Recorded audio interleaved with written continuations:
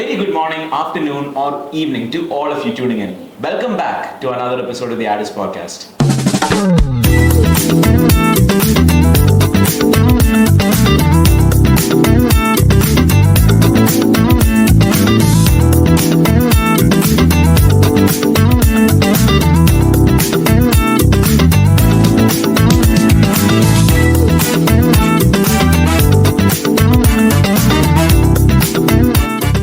Today we have a very special episode, and I'd like to start off with sharing a personal story I have with me and Rishi. So I think last year, if you're a part of Paris, you'll be aware of the inter-house debate competition which happens every year.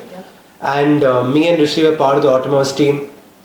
And I think we on the first stage or the prelims, for the prelims or the finals? For the prelims. For the first round, yes. For the first round, me and Rishi were part of the same team. And we are about to go on stage, I think around 10 to 15 minutes before it. And I have completely lost myself. I'm just losing it because I was personally completely nervous and I was losing it. And Rishi, I came to Rishi and like, come here. Yeah. And I just grabbed it so tightly, like, and I think there's still pain like that. When I squeeze it like this. Yeah, it does still pain. He still remembers it completely. I've never seen that type of strength from a human being before. Thanks, man. I got that good. But and in fact it became so bad that at a point our house mistress Olivia ma'am had to come to me and she gave me a pair of keys to hold it, and in fact I ended up misplacing the keys at the end, but we ignored that part. Sorry, Olivia ma'am. Yeah, sorry, Olivia ma'am. We found it. Okay, we found it at the end. But the thing that I wanted to convey with the story was how anxiety affects each and every one of us. I'm someone who has gone to stage multiple times throughout all these years, but anxiety is something which still completely kills me each and every time. What are your experiences regarding this? I agree. I totally agree. Anxiety is difficult. It's hard, it's painful, and just before we start, I'd like to say something. We actually have used the word anxiety so commonly, so repetitively, that we lost the actual value and meaning of the word. So people, like nowadays, if you have a small fear, they say, oh, I have anxiety. And it's, as a psychology student, we should just not do that, because anxiety is like a prolonged fear. As a psychology student, I was just saying that don't use the word so lightly. So lightly, exactly. Like anxiety is a prolonged fear. And it's difficult, and people actually go through it, and it's something that you can't joke about it. And so anyway, as we are speaking on a serious note, anxiety. Yes, anxiety for me, I actually fainted once, and then after that, You can't just drop that sentence and not explain that. Please. I'm trying to say like a personal experience. Like once I had fainted, and then after that, every time I had that fear of what if I'm going to faint again. And so basically I'm trying to say that anxiety can be having like the most silliest like idea in your mind, but it has a grip on you, it has a hold in you. Like you were saying about the debate, yeah? Right. Same way. To be completely fair, he was unironically forgetting his speech.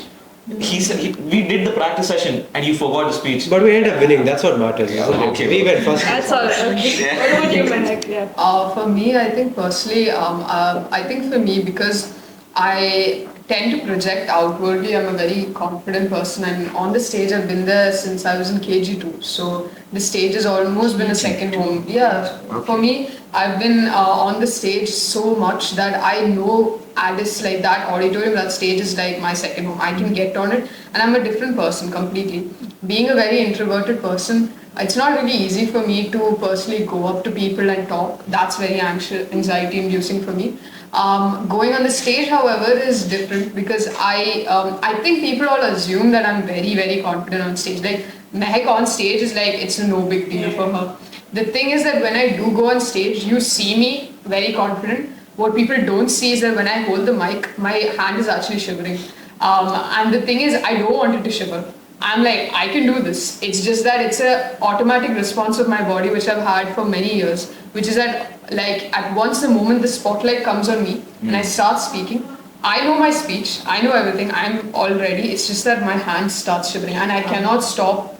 So when I was on the Talents Day and I was on the stage, the spotlight was right in my face, and my hand was like, I thought I would drop the mic. So I was like, Mehak's hand, can you please cooperate with me at the moment? So Like it's just common, yeah. yeah, I think it's common. I think stage fear is different. Stage fear, like, it's that you can't even come up on stage, and like, I don't have that, but it's that it's like stuff like this is like, so like how Risa was saying, the way we throw around the word anxiety is very common in today's generation.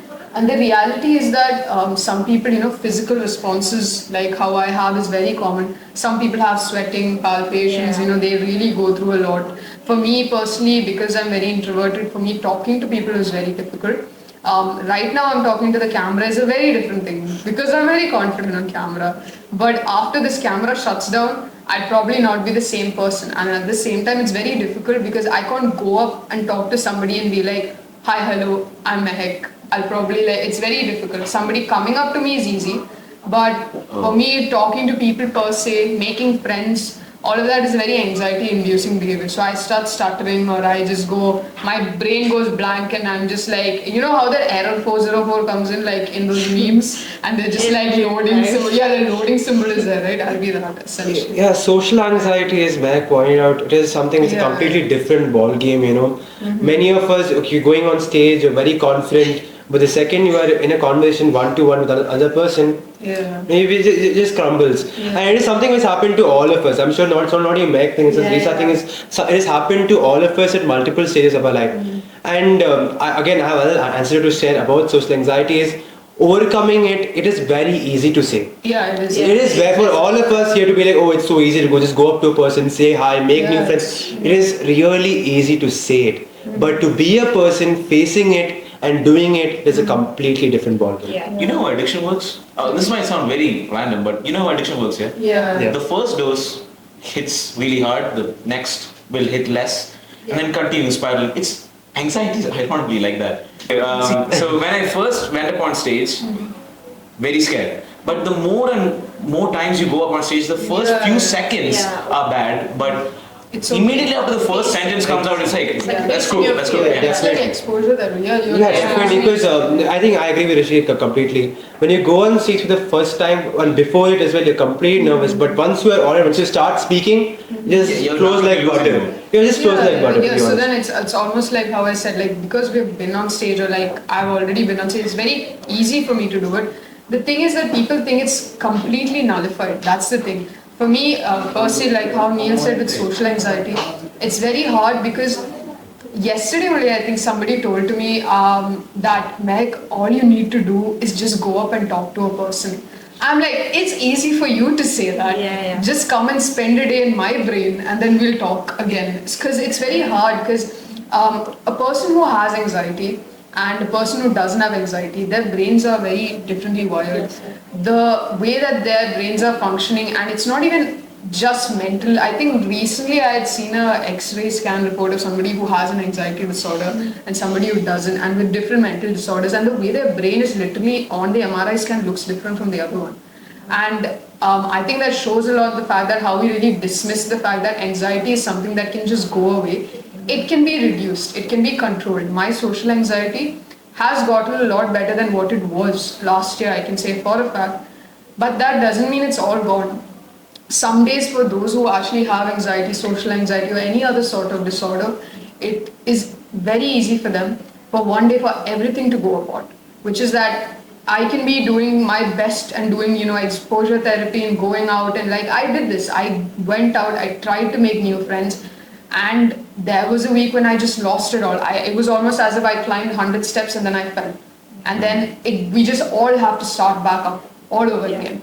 And it's very difficult to make people understand that, because I think it's very dismissed and lightly used. Like, oh, she's has anxiety. shy. Yeah, she's just shy. Or he or she is just shy to talk to people. We're not shy. We just can't do it. It's very difficult. The way I'm staring at the camera is very obvious, but like I'm trying to lightly to people. Threatening you. Yeah, I'm threatening you because so many people have said it to me, and I think to many people, right, that it's very easy, especially parents, elders, and I think it's also a generation issue. Yeah, but it's very hard to Can't really blame them though. Yeah, we can't blame them because it wasn't an issue prevalent in their time. Because right now we are fortunate and we are privileged that we can come up on a platform and actually talk to all of you viewers about issues like this. maybe our parents went through it, but they had to cope up with it themselves and keep it all inside their heads and really not have an outlet to really release it and talk about it properly and get. So those who, do go to therapy and all of that and really try to overcome it is a big deal. And for those of you who are the viewers who can relate with us a lot and maybe have it even worse, we do hope that most of you go back and think about this. And it's not that it's the end of the world here, because I think it's very stigmatized. Those who have social anxiety or any other stage fear or pride, I've seen so many people and students here who just can't go up on the stage because they're just so afraid that they'd be embarrassed by it. Embarrassment It is also the point, doesn't yeah. help. Yeah, When yeah. one mistake on stage, Exactly. Yeah. the entire year bullied. Definitely. I think I had a friend in 6th grade, we had this class assembly and he inadvertently messed up, he had a small goof up and he forgot his lines. All that happened in 6th grade. From 6th to 12th, he has never come back on stage. And and the thing was, why would that happen? His self-confidence for years got shattered, and that really breaks a person. Once you lose your confidence in yourself, even if other people lose that confidence in you, once you lose the confidence in yourself, getting that back up is really difficult. It's very difficult. And in addition to that, a lot of people start talking about it. It's something many of us do. In fact, I'm sure we all have done. If someone has goofed up on stage, oh look, that guy's good up on stage. For us, it's just a good laugh, isn't it? But for that person, it is a humiliation. And for us, and it is really necessary for all of us, as a student community, as people, to understand that, to empathize with them, and just become better. From personal experience, I can say that as a person who has messed up on stage many times, people don't care. As in, you all know this, everyone knows this. The fact that 3 or 4 weeks, they usually make fun of you for messing up on stage, especially your closest friends. They are the ones who, use that little bits of information and make fun of you. Yeah, so they'll make fun of you for 4 weeks, but then they'll forget about it and they'll move on with their own lives. But the problem is you make fun of yourself for 4 weeks, not for 4 weeks, for years. See, the thing is, in your head, you're still thinking that these people are thinking about it. These people are thinking, every time I come up to them, they're thinking about the fact that, oh, I messed up on stage, which means they don't have respect for me anymore. They think of me as a clown. But it's just, if it gives you any comfort, it has happened to me and I'm okay, so. Yeah, and I think people are, in a very polite way, people are too caught up in their own lives to be really that bothered about the embarrassment you did 4 weeks back. Eventually they'll just forget. Yeah, about they'll it. just forget it. It'll be a good laugh. But like Neil had mentioned, I think the thing is that it's more so like a personal input. Like, how are you viewing that incident? You can either, take it as a learning outcome that, okay, I did mess up. I will move on. Let's say you messed up something in terms of memorization, or maybe the way you delivered it did not come out well. What can I do to improve from it so that next time I don't fumble on stage? How to Yeah. be an effective failure. That's what I'm saying. Okay. But Yeah. I think what is the important takeaway is, once you have messed up, do not shy away from an activity ever again. Oh, I messed up this time. Yeah. I'll never do this again. Oh my god. Yeah. The thing is, for me, if I mess up once, the motivation for me comes as, today I failed, tomorrow I want to come on the same stage and succeed again. These are actually the coping mechanisms when you have like anxiety. So like the first step is obviously recognizing what you're afraid of, and then second is that I want to deal with it. Not taking like huge leaps, but one step at a time. Like how Neil said, right? I failed today, but then tomorrow I'm going to get up again. So I think these coping mechanisms, and also a very important one is talking to others. It might be difficult for you, but just find one person who you're close to and then genuinely talking to them and try to find a solution to how to face all of that. Essentially, it's important that when we're trying to cope up with things like anxiety or stage fear per se, baby steps, small steps are really important. It's very easy for others to be like, okay, so if you can't speak on stage, they push you off to the stage in the next competition. Or when you have social anxiety, first thing, just go up and talk to people and push you in like a party or something. That is wrong. That will worsen their outcomes. And that's what happened with me. And I can say for a fact, do not do that. It's not nice. The issue with that is that you are putting yourself into a situation which you, in a sense, didn't want to be in the first place. Yeah. How can we overcome it is by small steps, such as, let's say you have stage fear. first thing you can do is maybe start public speaking in your classroom. Let's not go to the Great stage. way to start. Yeah, let's start in the classroom. Or after that, you can maybe build up the confidence and go for smaller events, maybe clubs and all of that. And then soon enough, and the thing is, it's more like everyone's progress is different. Just because you're taking like it's better that you take an year and then, build up that skill and maybe next year go for a competition with the confidence rather than, rushing up the process and just ending it off again at the same point. Because it's very easy. And it's the same thing with social anxiety also. For me personally, what I used to do is I used to start up and then go off in smaller, group gatherings, maybe just talking with another person and just keeping it like that so that it can improve, and then we sort of cope up with all that issues.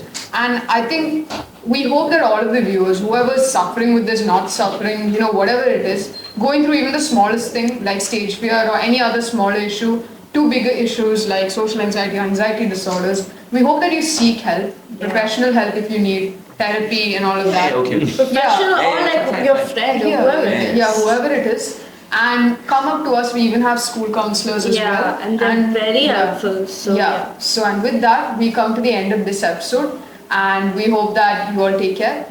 See you. See you next Bye. episode. Bye. Bye.